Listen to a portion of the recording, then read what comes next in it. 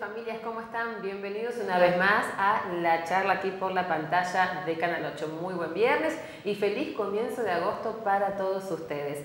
Damos comienzo a temas muy importantes que han acontecido tanto en nuestras localidades como también en el día de hoy a nivel nacional. Vamos a estar tocando algunos temas que hicieron mucho ruido esta última semana y bueno, ya que estamos nos vamos a sacar las dudas todos nosotros. Recuerden que ya están abiertas las líneas telefónicas 299-4629-687 para que usted pueda enviar su mensajito de texto. También lo puede hacer al 48 61 843 y si quiere al número de WhatsApp 299-5018-935. Agradezco a quienes me acompañan todas las noches, a Ailín Doré de Maylin Estilista que me deja el pelo fabuloso todos los días. Hoy cambié, hoy armamos mis rulos naturales, aunque nadie lo crea, son mis rulos naturales que le di un poco de vida porque siempre me estoy planchando. Así que bueno, muchas gracias a Ailín que se encuentra en Salta 432 y vestida como siempre, en este caso por María Indias, de los pies a la cabeza, en la boutique de la mujer en Avenida del Trabajo 593. Pero antes de comenzar con la información y con nuestro invitado en el día de hoy, vamos a ver los cuadros que nos están acompañando en este programa, en este día viernes. ¿Cómo? Ah, muy bien, los cuadros que estamos viendo hoy, uno es de Nora Dalmagro, ¿sí? Atrás mío, que es libélulas, y está hecho con la técnica de vitral sobre madera. Hermosa. Como siempre agradecemos a José Forma de Dante Bayoco que nos acompaña con estas obras maravillosas. Y después vamos a ver un cuadro de un ave que lo hizo Teresa Wawowicz, también una artista local, y reiteramos gracias a José Forma. Le damos la bienvenida a alguien que ustedes ya conocen, porque él siempre nos saca las dudas que por ahí tenemos y que tiene una forma muy sencilla para que todos podamos entender cuando hablamos de temas legales. Así que hoy le damos... No vamos a decir nuestro abogado o el abogado, sino que vamos a hablar de Mario Jordán Díaz, referente local de Cambiemos. Muy buenas noches, Mario. Muchas gracias, Romina. Buenas noches a vos y a toda la audiencia. Cambiamos hoy, referente local de Cambiemos. ¿Está bien? Como vos digas, ¿no? Así es. Bueno, muchos temas vamos a hablar hoy. Vale. Decíamos no solamente de lo que es el partido, como vienen ustedes trabajando, que están haciendo un trabajo fino también acá en nuestra provincia, en nuestra localidad, sino también un poco a la parte legal de lo que pasó en Plaza Huico, que es lo que hablábamos recién un poquito fuera de cámara. Pero para comenzar, ¿cómo viene con el partido a nivel nacional? Bueno, la verdad que Cambiemos es un espacio nuevo, ¿no? Se origina a partir de la elección de octubre del 2015 y se origina a partir de la confluencia de tres partidos, fundamentalmente a nivel nacional, el PRO, la Unión Cívica Radical y la Coalición Cívica.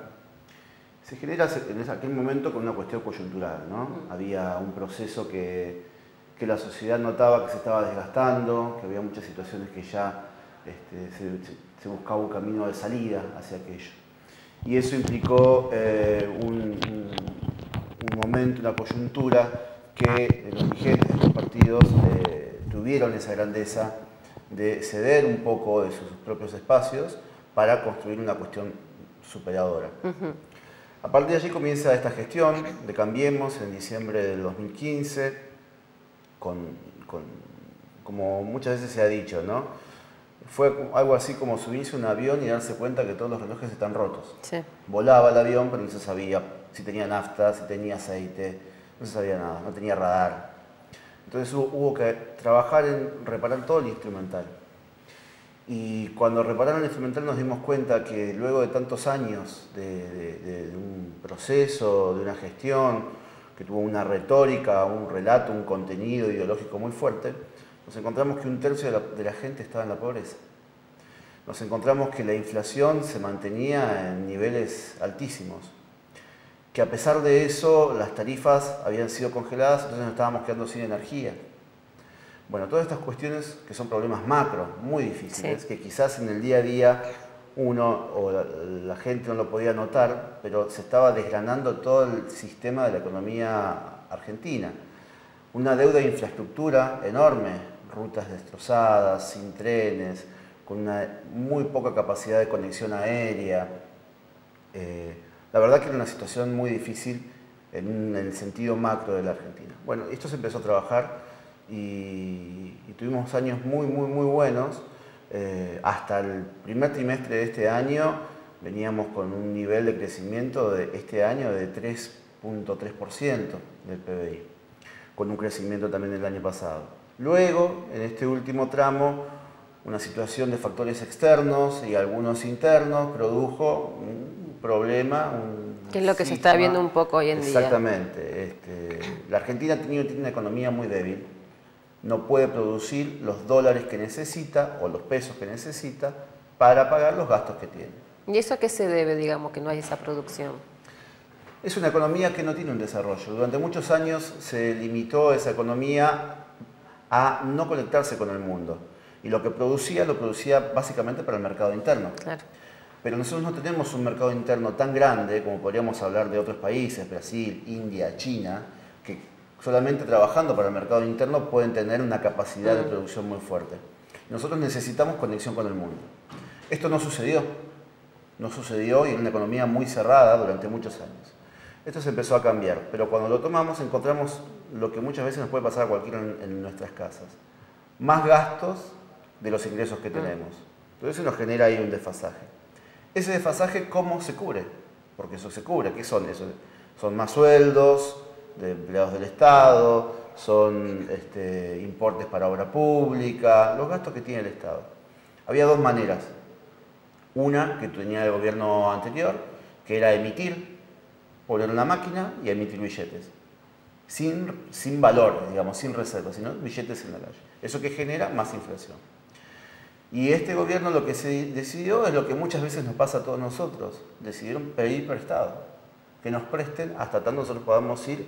Por supuesto, paulatinamente. Es como una casa, vos bien lo dijiste. Como una casa. Tal cual. Cuando no hay un ingreso firme uno busca un crédito, digamos, hasta que más o menos se vuelva a acomodar para seguir adelante. No tiene mayor complejidad que eso, digamos. En un esquema es eso.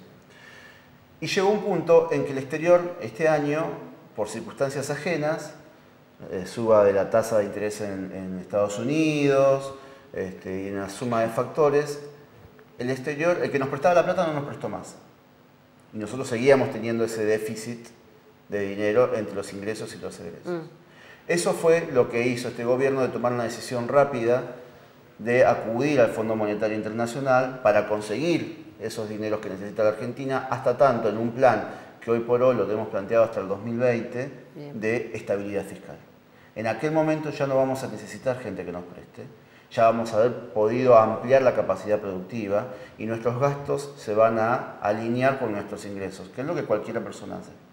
Bueno, la nación estaba completamente desbarrancada en este sentido y estos meses que nos toca ahora, desde digamos mayo, y yo calculo que hasta octubre, septiembre, vamos a estar en una situación hasta que la rueda comience a girar. Ese problema también se vio mucho con el tema de ANSES. El gobierno anterior nos sacaba mucha plata de ANSES y esa plata no volvía, digamos, porque al no haber fuentes de trabajo, no haber gente trabajando, no pueden hacer los ingresos, digamos, ANSES. Ahí sucedía, y también dentro de ese discurso que se nos planteaban, se decía que la Argentina en aquellos años no tenía deuda externa. ¿Por qué? Porque en realidad el exterior no nos prestaba. Claro. Porque no tenían manera de controlar si esos dineros iban a volver. Recuerden que estábamos en default, ¿no?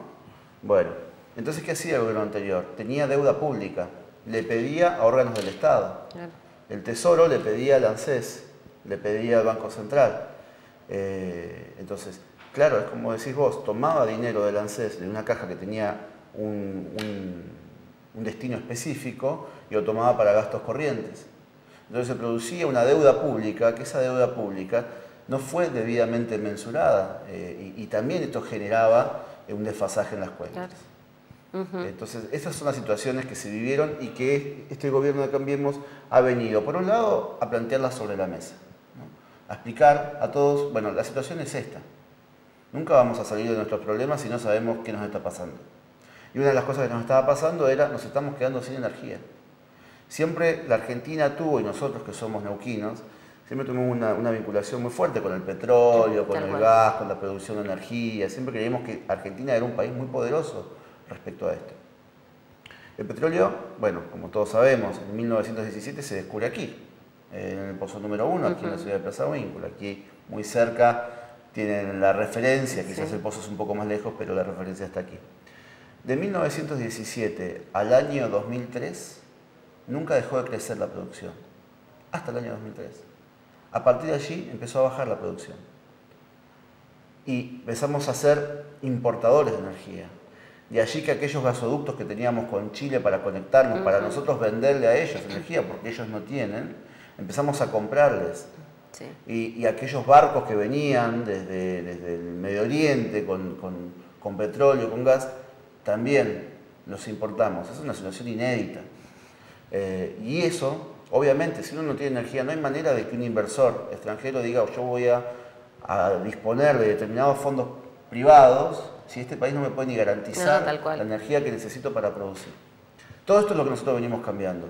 Y este año, y aquí en la zona de Vaca Muerta, la producción del gas no convencional está tomando ribetes muy importantes, está generando mucho movimiento. Añelo es una ciudad y una zona que está ya a esta altura sobrepasada. Sí, no está desbordada. Nosotros que trabajamos con Añelo, con el intendente Darío Díaz, está terriblemente desbordado Añelo. Entonces, me parece que es un desafío muy interesante para todos los neuquinos. Y que le está costando también cómo manejarlo, ojo, porque en su momento Vaca Muerta con el gobierno anterior se vendió muy mal. Claro. Se vendió muy mal en ese sentido que se hizo mucho marketing y todavía no estaba preparado. Recién ahora es como que está resurgiendo. Por eso digo y eso también lo desestabilizó un poco. Es un desafío muy importante, muy interesante para todos los neuquinos y para nosotros que estamos muy cerca de ese centro, de ese epicentro. La formación geológica también llega hasta nuestras ciudades, de poder dar respuesta a esto que es una revolución, digamos. Viene a ser el centro energético de nuestro país y quizás para muchos países de Latinoamérica y de la zona también será en el mediano plazo. Y nosotros como neuquinos, nosotros como ciudadanos de la comarca tenemos que estar a la altura de poder no solo dar un servicio acorde, sino también poder desarrollar nuestras ciudades para que todos los vecinos de nuestras ciudades crezcan a partir de esta riqueza que tienen nuestros recursos naturales. Eso en cuanto a la gestión, ¿no? En cuanto a lo netamente partidario, también fue muy importante que cambiemos, esta es una construcción nueva. Nosotros aquí en Cutralcó y Plaza Huíncul, desde el 2016, tomamos la iniciativa de hacer una conexión cara a cara con la gente. A nosotros nos toca visitar a los vecinos en cada uno de los barrios, conversar, muchas veces disentir o no compartir con lo que nosotros pensamos con el vecino, pero nuestra intención es construir un modelo de ciudad a partir de lo que vive el vecino, no nosotros imponer lo que pensamos. Entonces vamos a un barrio y relevamos los problemas, ellos nos dicen esto se debe encarar así, esto nunca se hizo, esto hay que hacerlo así, no compartimos esto. Y escuchando, algo que los vecinos sí nos reconocen, porque nunca las fuerzas políticas van a escuchar. Las fuerzas políticas están acostumbradas a ir a decir y a tratar de convencer. Nosotros vamos a escuchar. Los problemas los viven los vecinos en los barrios. Y a partir de ahí empezar a construir cuáles son los caminos para solucionarlos. Hicieron un trabajo fino en lo que es Cutralcó. ¿Cuál es la zona más afectada que ustedes han podido ver? Bueno, digamos, ahí hay una cuestión y hay ciertos problemas que se repiten yendo al oeste, al sur, al norte, en el centro. Cuando nosotros preguntamos cuáles son los principales problemas que ellos ven, es inseguridad, es narcotráfico, es falta de empleo, y vinculado a la falta de empleo es la falta de una mirada de desarrollo de sus hijos, ¿no? De cómo van a evolucionar, qué van a hacer. Todas esas cuestiones están vinculadas muy cerca, muy vinculadas en cada uno de los barrios, se repite. ¿Y en Plaza, más o menos, lo mismo? En Plaza es lo mismo. La verdad que las realidades estas son idénticas. Plaza tiene quizás un problema de gestión y de institucionalidad más visible. ¿Bien? Los vecinos también, ahí ya nos comentan lo que vemos todos en cuanto a falta de poder dar respuesta en cuestiones básicas de gestión en Plaza Huíncul. En Cutralcó eso no se ve tanto, pero sí se ve la falta de horizonte.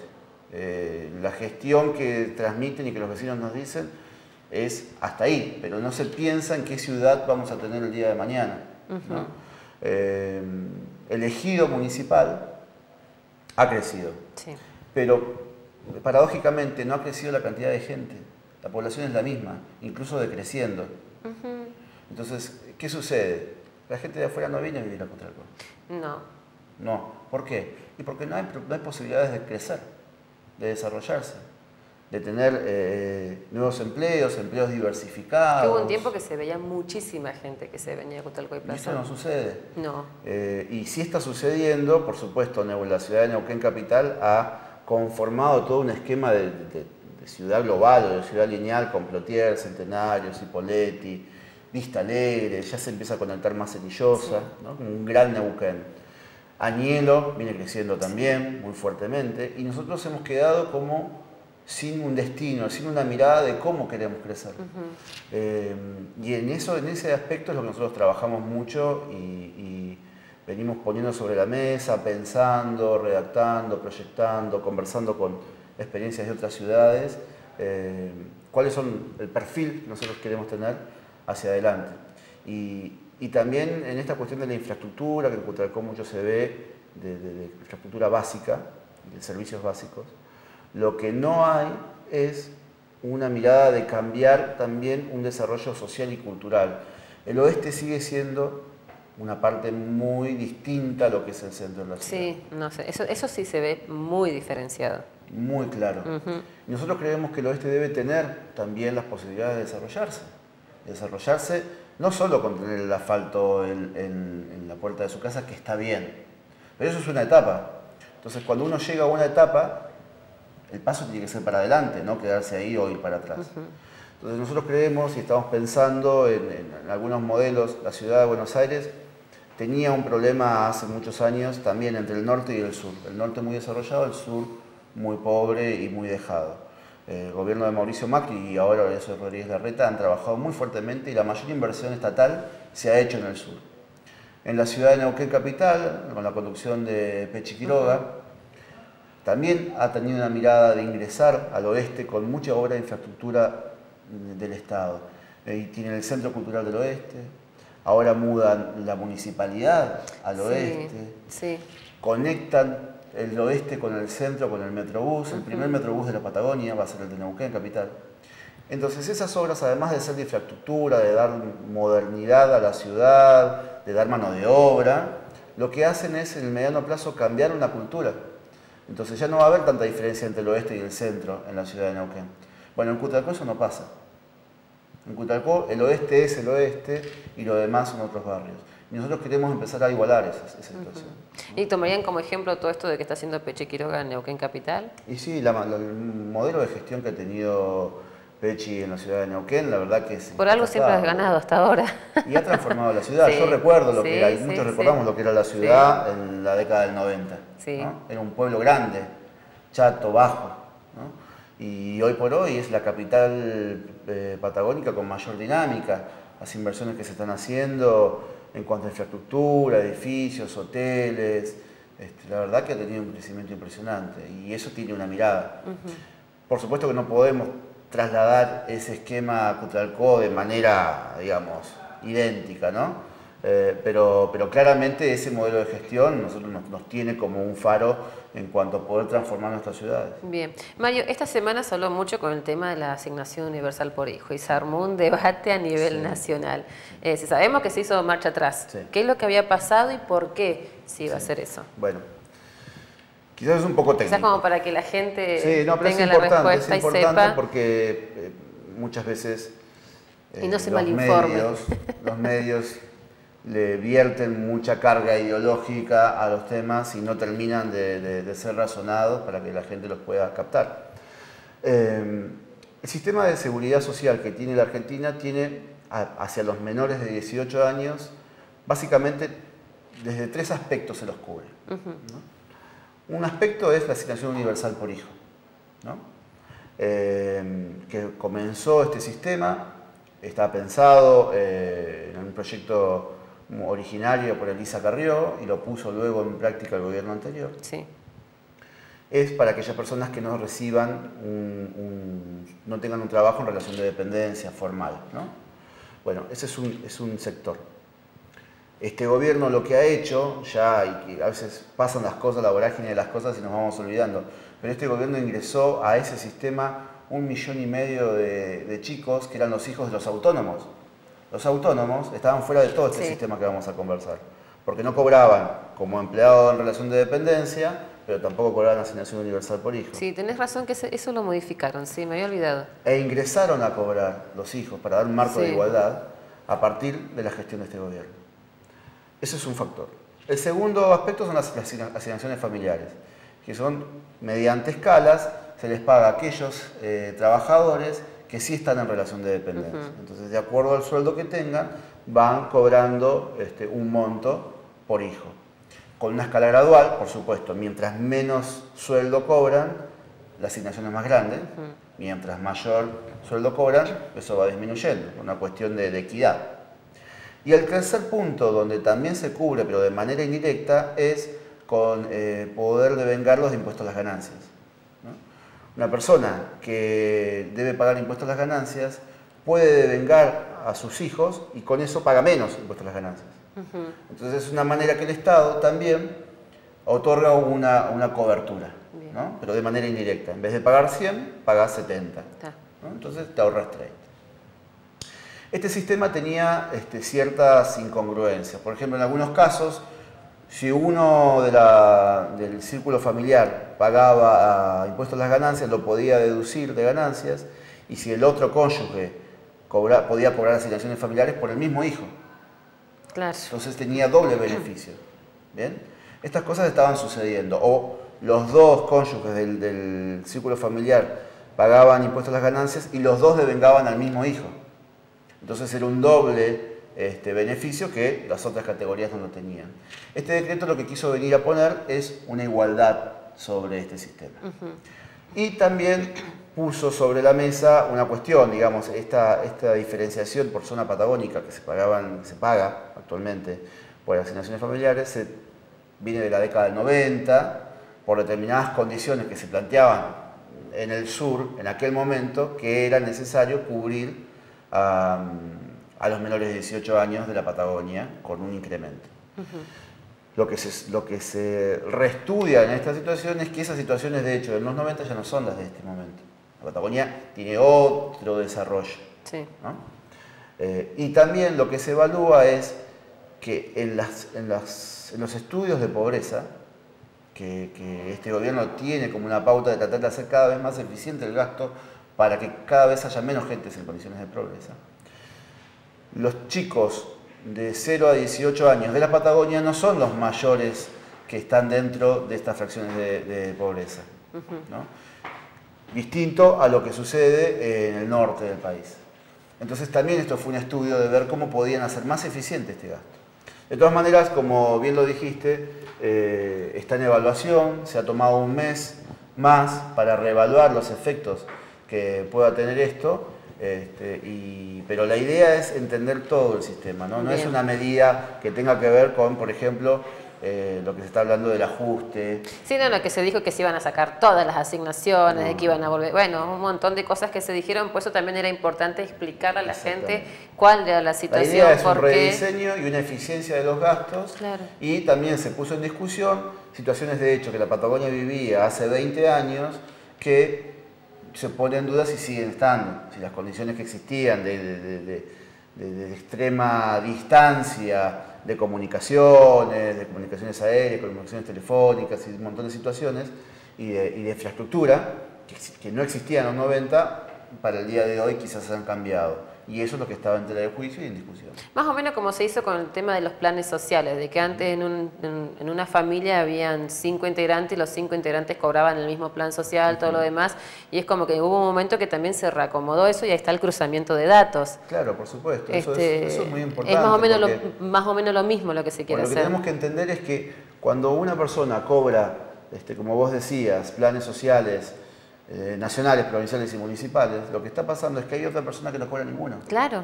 Entonces eso no es equitativo, no da un marco de equidad no, y hacia aparte, los que menos tienen. Y que en esta zona nosotros, por ejemplo, muchos les ha pasado, yo conocía gente que trabajaba en el petróleo muy bien económicamente y por ahí su pareja cobraba planes sociales cuando en realidad no le hacía falta y como vos bien decís, por ahí conocíamos a otra señora que no tenía ningún ingreso y no cobraba nada. Ahí también se hizo el cruzamiento de datos y no pudieron seguir cobrando más. Los fondos del Estado también es algo que, digamos, como sociedad lo tenemos que ir adquiriendo, ¿no? Los fondos del Estado no son ilimitados. Cuando un gobernante decide hacer algo, está dejando de hacer otra cosa, ¿no? Y cuando un gobernante decide tener determinada iniciativa, claramente está dejando otras iniciativas al costado. Entonces, cuando se toman decisiones de cómo hacer más eficiente el dinero para bajar las líneas de pobreza, tiene que ver el panorama general. Y esto estaba en esta situación. ANSES lo que busca es ir saldando deudas sociales. Otra cosa que sucedió con este gobierno, muy importante, que saldó una deuda social, fue la reparación histórica. La reparación histórica, que tuvo un alto costo económico, de dinero, de inversión, implicó que muchos jubilados que habían sido mal jubilados, digamos, mal hecho su cálculo, pero que no tienen dentro suyo la idea de litigar, ir a la justicia, de hacerle juicio al Estado. Hay mucha gente que no quiere pasar nunca por un tribunal ni nada. No, es como si, no, yo estoy bien, ya está, quiero tranquilidad, te dicen muchas veces. Pero ese problema estaba. Sí. Y el Estado, Cambiemos, el presidente Macri tomó esa deuda social que había, con gente que trabajó y que aportó al Estado Nacional por muchos años, y la saldó. Y yo creo que ya a esta altura deben estar alrededor de 1.500.000, 1.700.000 jubilados que han sido reparados sus salarios, reajustados sus salarios. También a los que tenían juicio se les hizo una propuesta por si querían adherirse al programa o si no seguir con su acción judicial. La acción judicial siempre está abierta, pero me parece que eso fue un acto de extrema justicia, poder reparar esa deuda con los jubilados. Bien. Bueno, están llegando muchísimos mensajes, me están diciendo desde Control, muchísimo. Justamente algo que íbamos a hablar, dice María y Fernando de Barrio Rucaquimay, dice, ¿para cuándo la terminación de la Ruta 22 en Chayacó? Más o menos viene una hora. Sí, bueno. Ustedes estuvieron en un recorrido la otra vez con Leandro López. La semana pasada estuvimos allí, ya la habíamos visitado también el año pasado. Bueno, todos conocemos el problema que tenemos con Chayacó, cuando llueve, se inunda, además de cortarse las comunicaciones es muy peligroso, ¿no? Y la semana pasada estuvimos allí junto al diputado nacional Leandro López, el diputado provincial Damián Canuto, Daniel Bese, que es también un integrante de nuestro espacio de aquí de Plaza Winkle. Estuvimos visitando y en alrededor de un mes y medio más o menos ya va a estar habilitada la traza, por encima, la traza nueva. Así que ya en un mes y medio tenemos solucionado ese gran problema de tantos años. Entonces quizás para septiembre, más o menos, octubre. Si quieren podemos decir octubre, ya tendría que estar habilitada. Eso tuvo un costo de 100 millones de pesos, una inversión del Estado, de Vialidad Nacional, de 100 millones de pesos. El repavimentamiento desde Arroyito hasta Zapala, que también se está terminando, tiene que terminar antes de fin de año eso, incluido la traza de la Ruta 22 en las ciudades. El tramo que va de Ruta 22 en la ciudad de Cutralcó y en Plaza Winkle también va a ser reparado por Vialidad. Eso tuvo un costo de 250 millones de pesos. Y esa es una inversión que ya está casi terminada, casi efectuada, la pueden ver los vecinos. Entonces, reiteramos, un mes y medio, máximo 2, deberíamos estar ya transitando Chayacó por arriba. Las obras van a continuar porque el desagüe de las aguas que vienen desde el oeste, digamos, del Cañadón Zapala, van a conectar por esos grandes caños que seguramente el vecino los ha visto, van a conectar sobre la traza vieja y van a ir dirigiéndose hacia la zona baja, hacia el este, hacia el noreste, digamos, de la Ruta 22. Bien.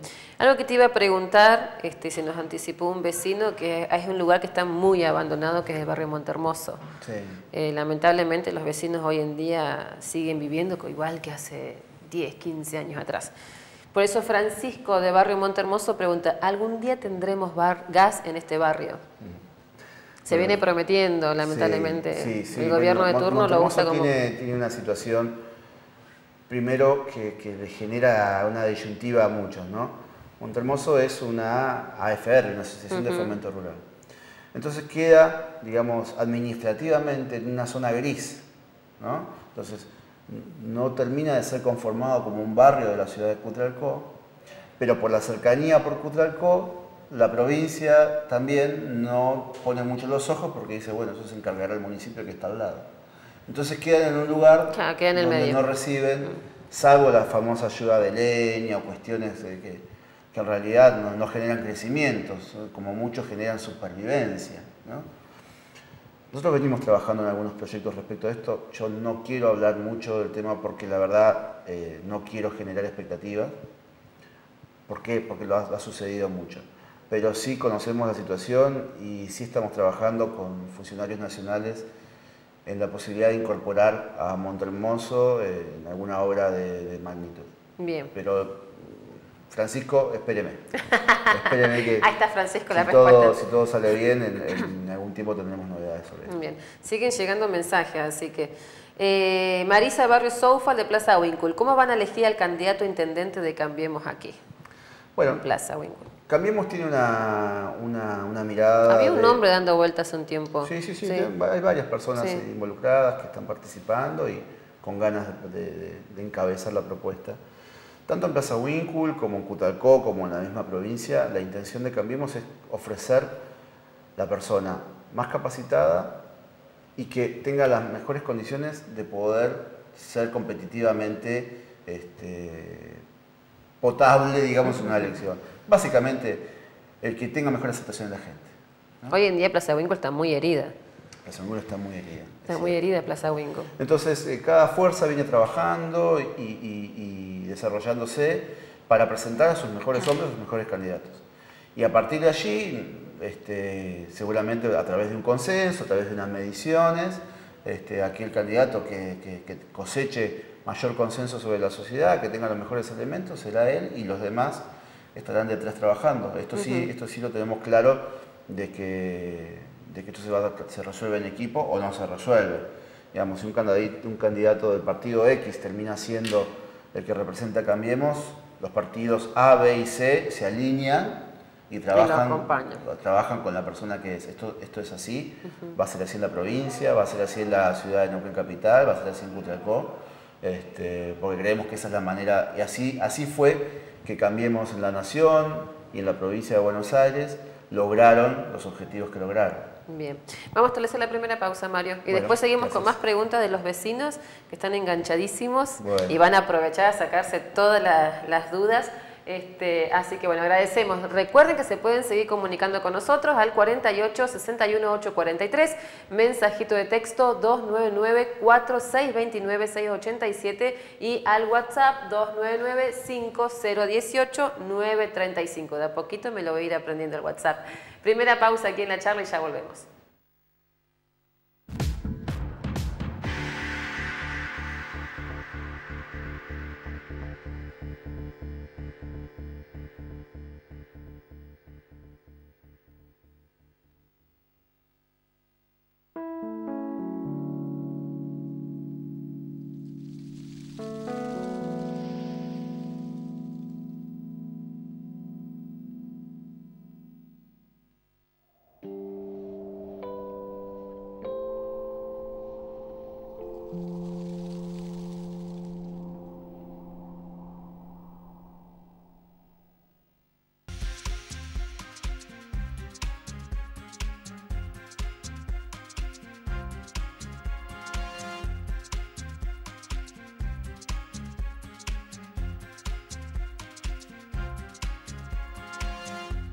Recordá que en la página web del Consejo Deliberante encontrarás herramientas para canalizar inquietudes o propuestas sobre los temas de tu barrio y la ciudad.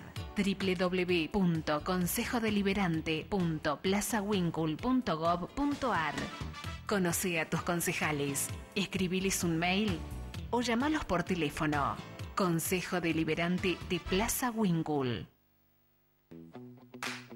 Moda Shop. carteras, bolsos, chalinas, bandoleras, relojes y toda la bijú artesanal la encontrás en Moda Shop. Roque Sáenz Peña 580, Cutralcó.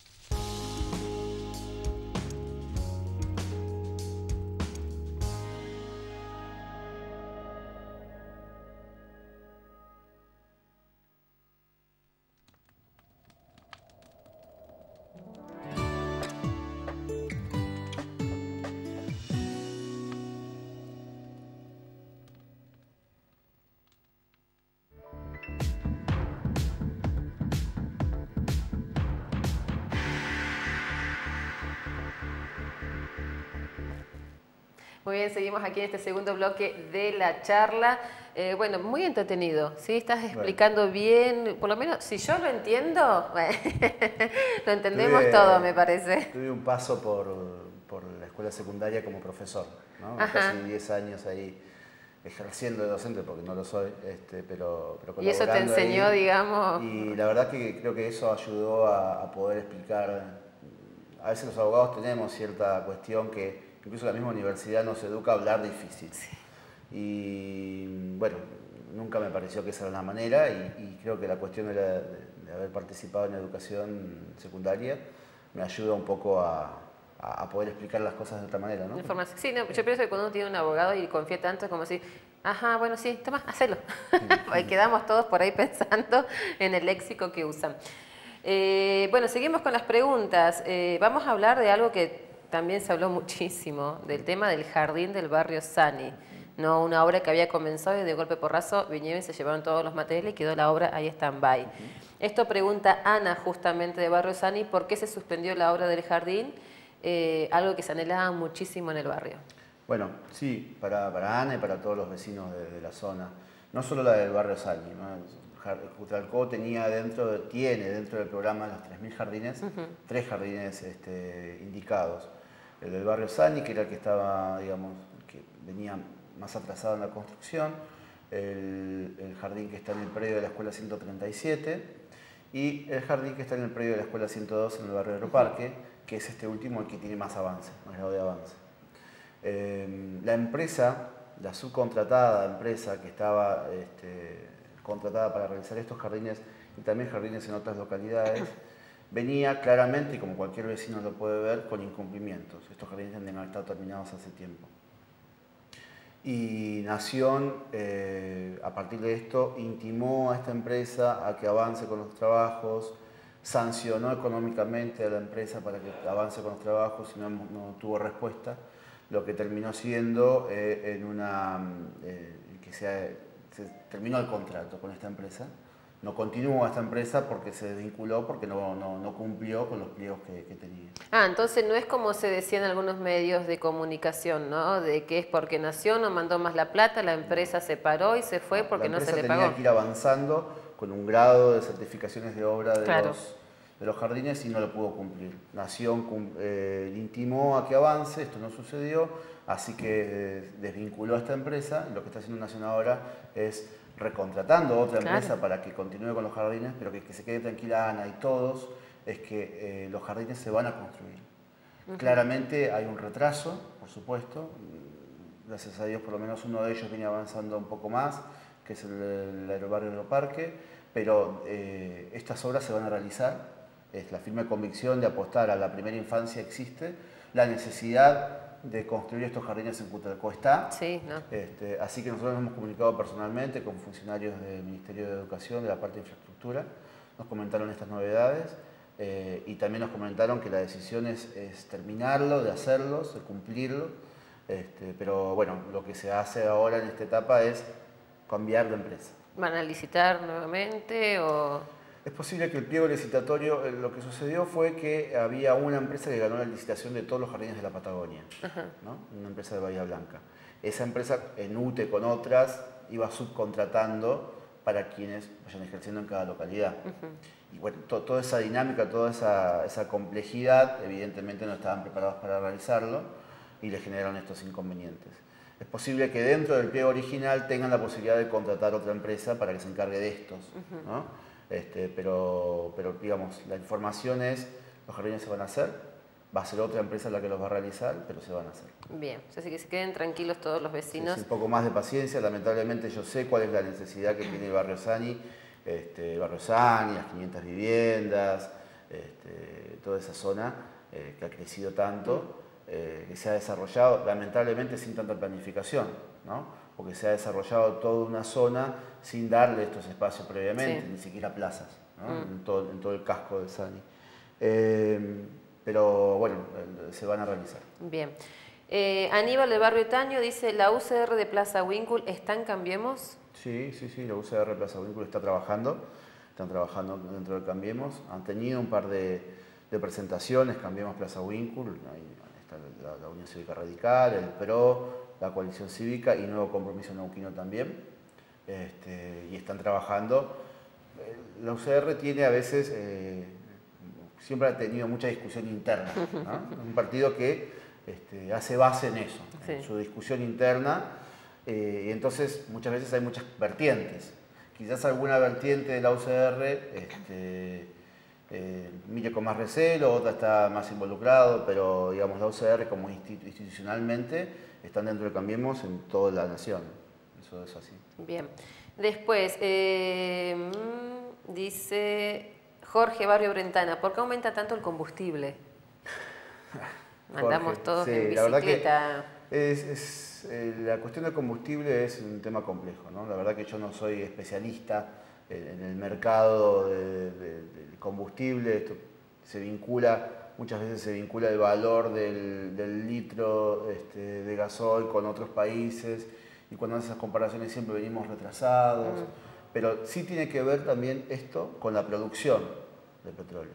Como decíamos antes, nosotros tuvimos muchos años de retracción de producción de petróleo, de producción de energía. ¿Esto qué implicaba? Que había que importar la energía y también la energía para construir las naftas. Si nosotros logramos ir avanzando sobre eso, ir avanzando sobre un autoabastecimiento, sobre todo la cuestión energética, vamos a tener por lo menos un marco más previsible de la cuestión de las naftas. Y de todas maneras es un mercado muy difícil porque vincula mucho al barril de petróleo que lo manejan 3 países, Sí. Entonces es complejo. Sí tenemos un problema en la Argentina, y esto no hay por qué negarlo, que es un problema de la inflación. Si hay una de las cuestiones que Cambiemos dentro de la gran gama de problemas que ha tenido la Nación y que ha podido ir resolviendo paso a paso, y creo que el mayor logro que la gente nos reconoce fue la lucha contra el narcotráfico, que se está realizando de manera frontal, como se puede, la única manera que se puede hacer de luchar el narcotráfico es frontalmente, ahí no se negocia, ahí no se ve, ahí se pone de un lado o del otro.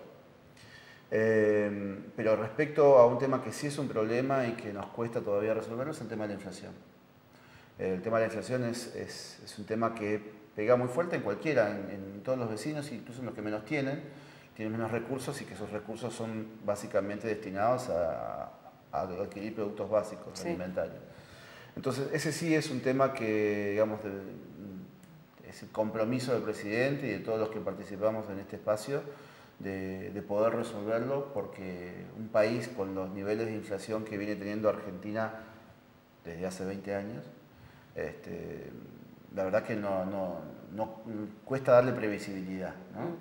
Y la verdad que eso es un problema y es uno de los principales problemas que tenemos que resolver. Esperemos tener un marco a partir de lo que se ha decidido a nivel macro con el Fondo Monetario y con una cierta previsibilidad de que no vamos a necesitar salir al mercado a buscar fondos porque esos fondos ya están. Eso empieza a estabilizar la moneda, empieza a estabilizar los precios. Este año hubo un problema más que también hizo el aumento de ciertos valores, que fue la famosa sequía. Sí. Cuando hay sequía hay menos producción. Si hay menos producción, la poca producción que hay vale más cara. Eso fue un factor muy grande este año también. Se prevé para el año que viene una buena cosecha, digamos, del campo en la Argentina, que sigue siendo uno de los factores que mayores divisas generan. Y entonces eso va a producir también una estabilidad y esperemos decreciente, ¿no? De los precios decrecientes y la inflación vaya cada vez teniendo... Hoy por hoy en el mundo, los países normales tienen un nivel de inflación del 1 al 5% anuales, ¿no? Estos niveles que tenemos nosotros no se ven ya globalmente. Salvo el caso de Venezuela, que tiene 1800%, digamos, está fuera de discusión. Sí, ¿no? ya es otro tema. Ya no lo medimos sí. eso. Y la situación que está atravesando es terrible. Completamente a la deriva, los hermanos venezolanos. Sí.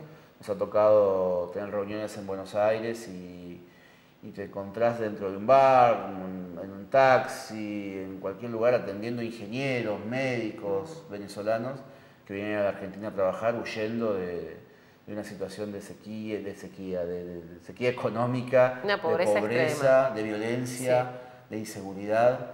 La verdad que la cuestión de Venezuela es muy, muy difícil. Y algunos pensaban que ese era el modelo. ¿Te acordás cuando hablaban de que era el modelo a seguir? Bueno, menos mal que quedó en el pasado eso, porque creo que nadie quisiera tener un modelo de vida a ese estilo. Hemos visto por ahí informes, no sé si la gente por ahí ve algunos programas periodísticos que van tarde, después de las 12 de la noche, de muchos venezolanos que están viviendo en carpas, en plazas, en Argentina y también en Brasil. Yo tengo una hermana de corazón que es de Brasil y ella me ha puesto en contacto con gente de Venezuela que está viviendo en plazas en Brasil porque han huido de su país de origen a buscar una mejor frontera y bueno, están viviendo con toda la familia en carpas, que están más tranquilos ahí buscando un horizonte que viviendo en su casa, digamos, con tanta hambre y necesidad en su propia Venezuela. Ahí, digamos, hay ciertas similitudes de lo que nos sucedía a nosotros. Nosotros estamos tratando de resolver la cuestión de la inflación teniendo en cuenta todas las cuestiones, ¿no? Teniendo en cuenta todo el nivel de precios y que sea real que se baje la inflación. Hace poco Maduro mencionaba que para bajar la inflación lo que iba a hacer es sacarle 5 ceros al billete. Eso no es más que una ficción. Sí. Y aquí en la Argentina, nosotros, para no saber cuántos pobres había, lo que hacían era no medirlos. Recordemos, un ministro de Economía decía que saber cuántos pobres había en la Argentina era estigmatizante, ¿no? Era taparse los ojos ante la pobreza, no verlos, esconderlos. Bueno, entonces hay cierto punto de contacto entre lo que nos pasó en la Argentina y el modelo que Venezuela que viene naufragando de manera estrepitosa. Así que, pero sí creo que el tema de la inflación es uno de los problemas que tenemos que resolver y que todos los argentinos necesitan esa estabilidad, esa previsibilidad en sus ingresos. Mario del barrio Centro Norte dice, ¿por qué tanto aumento justamente nos están matando la clase media? ¿Sí? Exactamente, y bueno, eso es otro tema que también la Argentina tiene como diseño de hace 70 años, ¿no? La clase media ha sido siempre la que ha sostenido con sus impuestos, con su aporte, con su trabajo, a todo el esquema, ¿no? La intención de este gobierno es ir avanzando a que mayores sectores de la población consigan su propio emprendimiento, su propio trabajo, o en relación de dependencia, o como un emprendimiento propio. También eso es un cambio generacional. Nos me tocó hablar con alguna gente, ya gente grande, que cuando entraban a trabajar a alguna empresa, era su lugar hasta que se jubilaran. Hoy los chicos no piensan en eso, trabajan 3 años en un lado, 4 en otro, y emprenden, es mucho más variable el mercado. Y la idea de nosotros es que esta dinámica se genere en la Argentina también, y en nuestra región también, en nuestra zona, que tanta necesidad tiene de empleo, ¿no? Entonces, me perdí de dónde estábamos hablando. No, eso, de los aumentos, ¿no? De la clase media. Claro, y lo que sucedió es que este factor, la clase media, siempre fue la que tenía el trabajo en relación de dependencia, en regla, entonces era más fácil tributarle. Bueno, la idea es, basta de impuestos a la gente, tratemos de darle libertad, de que la gente pueda tener más dinero en su bolsillo para utilizarlo para lo que necesite, ¿no? Entonces, menos presión impositiva va a implicar que cada uno de los ciudadanos tenga más posibilidades de desarrollar sus sueños. Eso también es un objetivo de Cambiemos. Bien. Me están diciendo una última pausa, sí, muy chiquita, después vamos a hablar acá a nivel local. Bueno. Vamos a dejar un poquito de lado lo que es a nivel nacional y vamos a hablar sobre lo que pasó con Gianastasio, para que nos expliques bien de tu forma, para que lo podamos entender qué pasó y cómo va a seguir esta instancia judicial. Y un poquito lo que pasó también este último tiempo con ENIM. ¿Sí? Bien. Así que establecemos una nueva pausa, la última en este día de la charla, la última muy breve, y ya volvemos.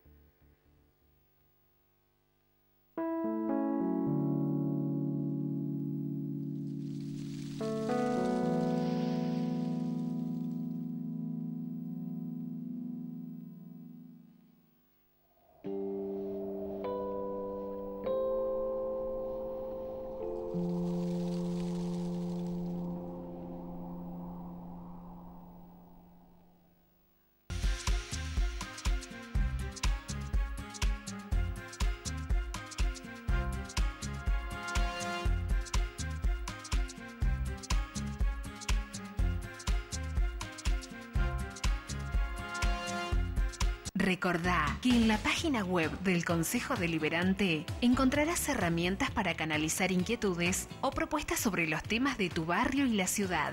www.consejodeliberante.plazawincul.gov.ar. Conoce a tus concejales, escribiles un mail o llamalos por teléfono. Consejo Deliberante de Plaza Wincul. Moda Shop.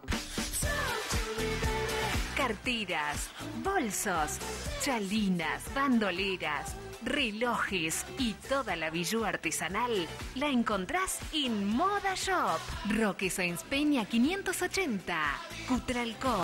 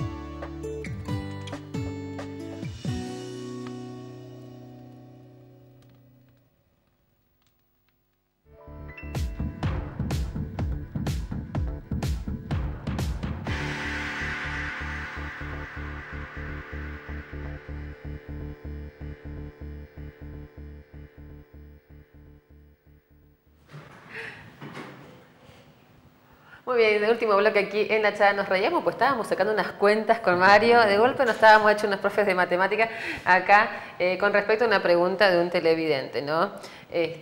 Así que les agradecemos por supuesto la participación de todos ustedes en este programa de la charla, porque sabemos que ustedes siempre nos están acompañando y está bueno que usen este espacio para que puedan sacarse sus dudas con los invitados que tenemos aquí los días viernes. Les recordamos que después de la charla tienen el cine de trasnoche aquí por la pantalla Canal 8 y tengo entendido que van a pasar algunas películas de terror, por lo que alcancé a escuchar de pasadita desde el control. Terror, comedia y acción. Arrancan con comedia, ¿sí? Para arrancar el primer viernes de este mes de agosto. Bien, hablábamos un poco de lo que había pasado en Plaza Winkle, ¿no? Con el juicio político, que se hizo, que no, que sí, que lo echaban, que no lo echaban de la intendencia de Juan Carlos Giannatasio. Y esta semana se supo que quedó todo ahí nomás. Sí, todavía no hay una definición, ¿no? El trámite judicial, la denuncia penal que existía, venía, digamos, avanzando en la etapa de investigación y lo que se estaba haciendo es lo que se llama el paso de la etapa de investigación y donde se coloca sobre la mesa cuáles fueron los hechos que los imputados, en este caso Giannatasio y parte de su gabinete, habían cometido, para pasarlos a la etapa de juicio. ¿Bien? Este era el eslabón.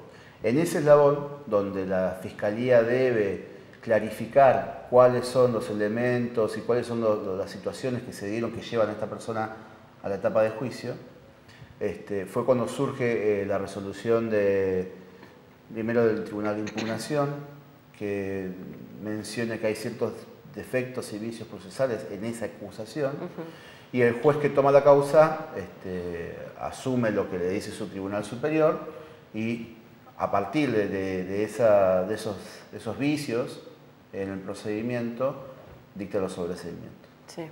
El fiscal que actúa en la causa impugnó, digamos, todavía hay un plazo para que se revea esa decisión de este juez para, digamos, la intención sería, y creo que la sociedad lo que solicita es que este tipo de investigaciones, y más cuando están en un marco de cuestiones públicas y funcionarios públicos, que se revele la situación y se discuta en un juicio. Esto es lo que la sociedad yo creo que reclamaba. Que se plantee claramente qué fue lo que sucedió y que la defensa plantee realmente si los hechos sucedieron o no y que la Fiscalía también pueda acusar claramente sobre qué sucedió y de qué se lo acusa. Es en ese vínculo que es donde se rompió esta causa. Pero actualmente todavía está en una etapa donde la Fiscalía impugnó esa decisión y habrá otro tribunal que tome una decisión si rectifica lo que dijo el juez de garantías o no y dan un paso de poder continuar con el proceso. O sea que no es seguro, digamos, de que ya que se cerró el caso y que quedaron libres, digamos, ¿no? No, digamos, hay una decisión de un juez que así lo plantea ya, ¿no? Claro. Entonces ya hay cierta verosimilitud. Pero no es una cuestión firme, digamos, la Fiscalía ha podido impugnarlo y en un tiempo más se resolverá. Lo que queda como subyacente en esto es, para la sociedad y para quien no está involucrado en el tema directamente con tecnicismos, es que parece que en estos casos nunca se termina de resolver, ¿no?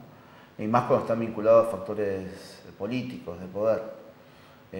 A veces cuando un ciudadano común se ve envuelto en una situación de justicia penal, bueno, la verdad que no tiene tantos recovecos como para salir de esa situación, ¿no? Y en cambio, cuando eso sucede con factores políticos, de poder, bueno, no parecía que el trato fuera el mismo, con otros recursos. Bien. Lamentablemente la sociedad se queda sin respuestas. Obviamente ya hay una evaluación de la sociedad de la gestión. Independientemente que haya una condena o no haya una condena en esto, la gente ya tiene un concepto de la gestión municipal. Sí, no, y eso ya no se va a cambiar. No. Pase lo que pase, la gente ya, es como decíamos, está muy herida. Necesita y quiere un cambio rotundo para Plaza Winkle. Una gestión que sea más transparente, una gestión que realmente haga obras de infraestructura aquí en la ciudad, porque bueno, hoy en día se compara muchísimo y las comparaciones duelen porque son dos ciudades hermanas y duele muchísimo, digamos, que se compare tanto Cutalcó con Plaza Winkle. Hablando justamente, ¿vos pensás por ahí de que el partido provincial lo pudo salvar a Juan Carlos Giannatasio? La verdad que no lo puedo afirmar, digamos, no puedo afirmar de que en estas cuestiones haya influido. Pero como hombre, digamos, que estás en la política, suceden estas cosas. Lo que tengo claro es que cuando un intendente de un partido tan importante, con tanto peso, y que ha tenido mucho peso sobre la justicia mucho tiempo, y lo sigue teniendo el Movimiento Popular Neuquino, tanto que confunden, como lo dijo hace poco el senador Pereira, que Vaca Muerta es patrimonio del MPN. Bueno, esa es la concepción que tiene el partido provincial, que les pertenecen las cosas de la provincia, ¿no? No como neuquinos, sino como propietarios del partido. Es un concepto muy difuso, producto de 50 años en el poder, ¿no? Produce estas confusiones. Yo soy neuquino, no soy del MPN, y Vaca Muerta está dentro del territorio, no dentro del partido, ¿no? Bueno, de esa manera han jugado también con muchos factores del Estado. Entonces creo que sí, seguramente la presión política existe. Ahora, yo no puedo decir que los funcionarios que actuaron, los jueces que actuaron, se corrieron del derecho por aceptar por una presión. No, digamos, no, sí, seguro, pero... Pero lo que estoy seguro de que obviamente el MPN tiene esta cuestión de imponer ese peso sobre los distintos estamentos del Estado y generan estas situaciones. A mí me pasó una cuestión muy puntual cuando a mí me tocó ser síndico del ente, del ENIN, y planteé también unas observaciones, una denuncia frente al Tribunal de Cuentas sobre determinados montos que no habían sido debidamente plasmados en los balances del ente. Estamos hablando de casi 4 años atrás y nunca hubo una respuesta. Entonces, lamentablemente hay que empezar a construir una provincia donde se comiencen a diversificar y que el Poder Ejecutivo es una cosa, que los órganos de control son otras, que el Poder Judicial tiene que ser netamente independiente. Toda esta cuestión que quedó difusa de tantos años del MPN con esa mirada patriarcal y de dueño de estancia que tuvo durante mucho tiempo, tiene que cambiar. Y nosotros trabajamos también para tener una mirada moderna y que la justicia pueda hacer su trabajo sabiendo de que hay presiones, como siempre las hay en estas cuestiones, pero que pueda hacer su trabajo y que no va a ser perseguido por ello, y que los órganos de control como el Tribunal de Cuentas también cumplan realmente con su trabajo y no que miren primero el carnet de afiliado a ver si el intendente de turno es de acá, de allá, o de la línea política dentro del partido para ver si le imponen una multa y lo ponen en vereda, digamos. Estas son las cosas que hay que cambiar en Neuquén. A nivel partidario, digamos, cambiemos... ¿Le teme al MPN para el 2019 en las elecciones? Cambiemos está completamente decidido. ¿Ha decaído un poco el partido a nivel provincial? Digamos, cada elección que se viene dando desde el principio del 2000 hacia aquí es la peor elección del MPN a nivel gobernador. Sigue ganando. Ganaba con 50, después ganó con 45, después con 40, la última fue con 36. ¿No? Entonces cada vez su piso viene cayendo. Y esto es producto de que la gente se cansa de una forma de gobernar, de esta mirada de que los neuquinos les pertenecemos. No quieren más, los neuquinos quieren tener su propio destino, no quieren pertenecer a nadie, ellos son, cada uno es dueño de lo que quiere hacer con su vida, no le pertenece a un partido. Y no puede ser, como mucho tiempo pasó, de tener que mostrar el carnet para tener una casa en la provincia o un trabajo en el Estado. Entonces, ese paradigma de provincia, los neuquinos cada vez están más en desacuerdo. Y ya en el 2017 dieron una señal. Yo recuerdo a principios del 2017, cuando David Schleret comenzaba a caminar la provincia, los índices de conocimiento eran bajos de David, realmente. Por más que él es una persona con sus calidades personales, éticas, profesionales muy buenas, todavía no estaba dentro del contexto del conocimiento de la gente. Sin embargo, la gente lo adoptó por sus cualidades personales, pero también con la intención de decir, quiero caminar para el otro lado. Entonces, Cambiemos tiene una mirada de que el año que viene nosotros esperamos que sea un año bisagra para Neuquén, que logremos cambiar el destino de esta provincia, que empecemos a construir otro tipo de Estado, y no solo estamos preparados para la elección, claramente se está preparando para gobernar. Los equipos técnicos están evaluando los problemas de salud, los equipos técnicos están evaluando los problemas en educación, los problemas de seguridad, la inversión, porque es una provincia que produce mucho dinero, pero que luego no lo ve reflejado en obras. Cada uno de estos puntos debe ser evaluado, estudiado, analizado y luego programados como propuesta. Y eso se está haciendo porque uno no puede ser improvisado, ¿no? Así que se está trabajando muy fuertemente en esto porque creemos que el año que viene puede ser bisagra y cambiar el destino de esta provincia. Y a modo personal, ¿qué vas a hacer vos en el 2019? Porque venís ya con un trabajo fino. ¿En qué te vamos a ver? A ver. Nosotros venimos trabajando desde el 2016, como decíamos, visitando a los vecinos, casa por casa, barrio por barrio, porque también creemos que Cutralcó tiene que dar un paso más, ¿no? Cutralcó tuvo una etapa que fue buena, un cambio en el año 2007, el 2010, de mucha infraestructura en asfalto, pero creo que los vecinos nos están pidiendo un paso más, ¿no? Hay problemas que han quedado y no son solucionados y siguen pasando las gestiones siempre de el mismo partido, la misma familia, el mismo apellido y no se solucionan. No solo que no se solucionan, se agravan. Entonces, la verdad que creemos que también tenemos que proponer una alternativa a Cutralcó y bueno, yo tengo la intención, el deseo de poder protagonizar aquello y poder ser candidato a intendente de Cambiemos en la ciudad de Cutralcó y colaborar desde el lugar que en este caso me toca, para poder dar un paso más, construir un Cutralcó mejor, construir esto, igualdad entre los vecinos de todos los barrios y construir un futuro. Yo creo que eso es lo que está faltando, ¿no? Construir un futuro, una mirada hacia adelante que indique que Cutralcó puede crecer al ritmo de Neuquén, copiar aquellos modelos de desarrollo que modernizan a la ciudad y no la estancan. Creo que en eso estamos embarcados y esperemos que nos encuentre el 2019 dando ese desafío. Entonces, de acá en adelante, después te vamos a presentar como candidato a intendente de la ciudad de Cutralcó. Por ahora puede ser precandidato. ¿Precandidato? Bien, está bien. Todavía eso puede haber otras personas dentro ahí del me están espacio diciendo cosas desde la cucaracha. Imagínate, tu amigo. No sé, tu amigo, ahora decir tu amigo, desde allá. Pero bueno. Dentro del espacio puede haber otras personas que también tengan la intención y se definirá como lo conversamos hace un tiempo. Pero digamos, nosotros venimos trabajando en ese lineamiento hace casi 3 años y esperamos en el 2019 también poder ofrecerle a los cutralquenses una propuesta. Bien. Todas aquellas personas que se quieran contactar, que se quieran sumar al partido, ¿cómo lo tienen que hacer? Nosotros tenemos las redes sociales, la mía personal, María Jordán Díaz, la del partido, Pro Cutralcó, el Twitter, el Instagram, por ahí nos encuentran por todos lados. Mi teléfono, la verdad que creo que es bastante público, así que mi celular Me hace reír tu compañera también me contactan por ahí, digamos, no hay problema. No es, sí, porque están preguntando justamente cómo hacer para contactarse. Nuestro espacio no es de aquellos que buscan un lugar, una casa para estar adentro. Creemos que la realidad está fuera de los comités, de las unidades básicas, de las seccionales. No está ahí adentro los problemas, están afuera. Entonces tratamos de no refugiarnos en un lugar, sino estar siempre en la calle, ¿no? Con la gente. Por supuesto que cerca de cuando los tiempos electorales manden, seguramente tendremos un lugar donde congregarnos.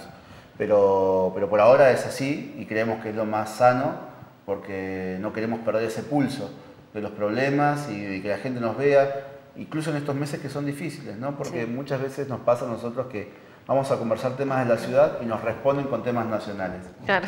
Bueno, está bien, es así y lo aceptamos. Pero lo que no nos van a decir nunca es que nos escondemos. Nosotros estamos allí. Nos van a encontrar y nos van a decir que comparten y que quieren construir o que no, pero no vamos a estar escondidos, vamos a estar dando la discusión en cualquiera de los temas. Bien. Bueno, hemos llegado al final, Mario. Te agradezco muchísimo tu presencia, la forma en que explicaste, respondiste al público. También agradecemos, por supuesto, a ellos que han estado. Y bueno, vamos a seguir en contacto. Bueno, muchísimas gracias por la invitación. La verdad que siempre es un placer venir a visitarlos acá al canal y poder conversar, básicamente, tener una charla. Ajá, una charla, así es, y que la gente sepa y se saque las dudas, ¿no? Más que nada, a mí siempre lo que me preocupa por ahí, trabajo en medio de comunicación, pero que por ahí los medios de comunicación mal informan y la idea es evacuar todas las inquietudes. Me queda hablar con el productor por el café que me prometió, pero bueno, lo digo. Eso después le mandás una carta documento. Muy bien, muy bien. Bueno, muchísimas gracias Mario, nuevamente, y vamos a estar en contacto. Muy bien. De acá en adelante, como siempre. Como siempre. Muy bien, gracias a todos ustedes por habernos acompañado una vez más. Los dejamos como siempre con el mejor cine aquí a través de la pantalla de Canal 8. Nos reencontraremos el próximo viernes aquí con mucho más de la charla. Buen fin de semana.